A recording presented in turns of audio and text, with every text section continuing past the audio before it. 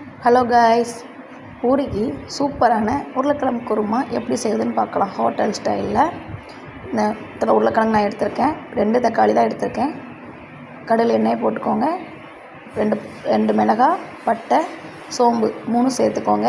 மிளகாவில் தான் உரப்பே நமக்கு கிடைக்கும். உங்களுக்கு உரப்பு அதிகமாக வேணால் அதிகமாக போட்டுக்கோங்க. வெங்காயம், கருவேப்பிலையும் போட்டுக்கோங்க.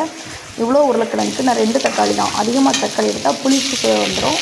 அதனால் நீங்கள் உருளைக்கிழங்கு குவான்டிட்டியை பொறுத்து எடுத்துக்கோங்க. 1 டம்ளர் தண்ணி அதில் நல்லா இது பண்ணி வதக்கி விட்டுட்டு 1 டம்ளர் தண்ணி ஊற்றி கொதிக்க விடுங்க. அப்புறம் தேவையான அளவு உப்பு சேர்த்துக்கோங்க. சேர்த்துட்டு மஞ்சப்பொடி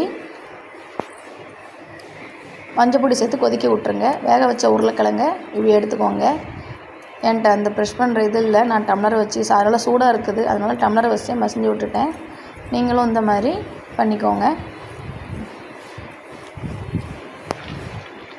பண்ணிவிட்டு நல்லா கொதிச்சதுக்கப்புறம் உள்ளே போட்டுருங்க. கொஞ்சம் ஃப்ளேவருக்காக கரம் மசாலா ஆட் பண்ணிக்கோங்க.